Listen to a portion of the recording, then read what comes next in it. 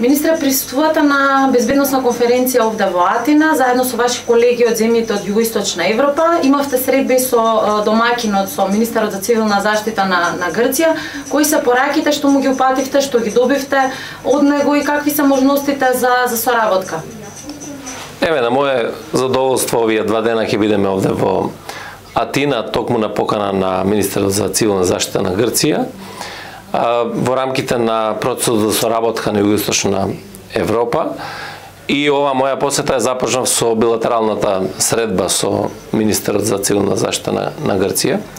Разговаравме за подигањето на нивото на меѓусебната соработка, бидејќи Преспанскиот договор отвори нови поглавја во меѓусебната соработка и сметаме дека токму безбедноста е темата која што е најважна ако сакаме да имаме добра надградба во делот на економијата и градењето на односите. Тоа беше и тема на разговорот помеѓу нас двајца. Секако дека оперативното ниво на функционирање на двете полиции е исклучително важно ако сакаме да ја подигнеме и безбедноста и во двете држави и да влијаеме и регионално на безбедноста. Ние во четврток ќе одржиме еден состанок, една средба на директори на полиција од целиот регион и ќе присуствува и грчкиот директор на полицијата. Тоа е една добра можност да се договорат работите на оперативно ниво. Разговаравме за 2 договори кои што се во постапка на случување билатерални. Едниот договор е за борбата против криминалот помеѓу Северна Македонија и Елинската република и вториот е договор за реадмисија. Се наоѓаат моментално во фаза на усогласувања и веднаш после усогласувањата ќе можеме да ги потпишеме овие договори. Секако неизбежна беше темата и за миграцијата, бидејќи тоа е еден предизвик со кој се соочуваме уште од 2015 година до денеска. Морам да кажам дека имавме исклучително добра соработка во изминатите скоро 7 години, добра размена на информации помеѓу Северна Македонија и Грција, постојана дневна размена на информации преку нивното полициско аташе во Скопје. Констатиравме сега дека имаме добра поставеност на нашата граница помеѓу Северна Македонија и Грција. Имаме намалување на бројот на мигранти кои што се обидуваат илегално да влезат на територијата на Северна Македонија.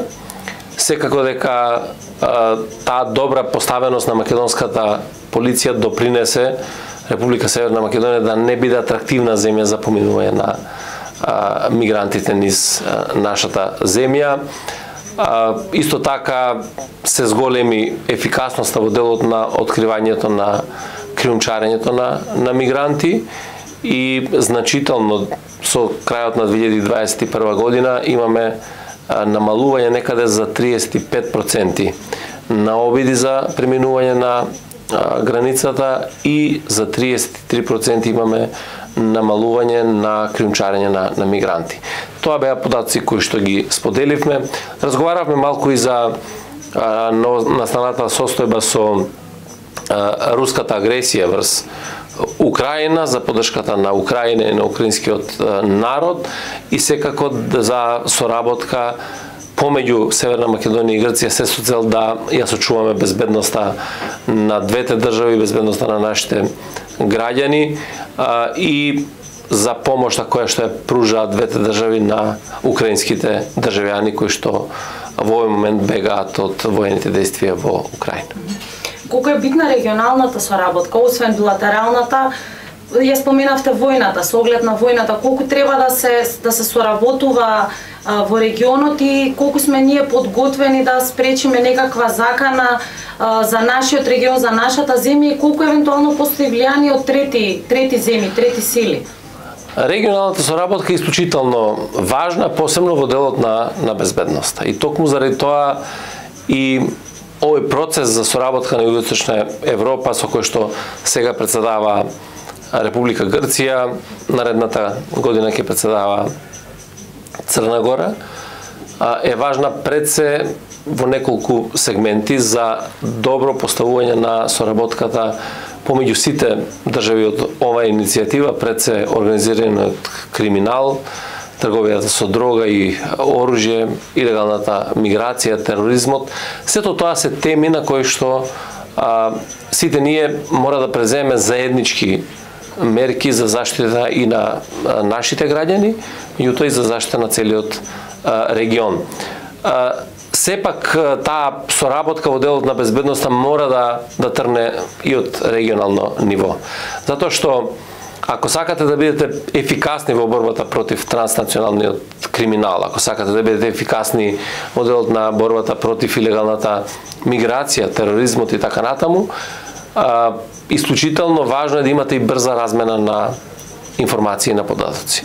Токму овие иницијативи создаваат можности преку заеднички договори како и на кој начин да се воспостават канали за размена на податоци и информации, секако заеднички тимови кои што ќе работат во овие полиња, и затоа мислам дека силно пред се Северна Македонија од самиот почеток на оваа иницијатива ја има поддржано максимално.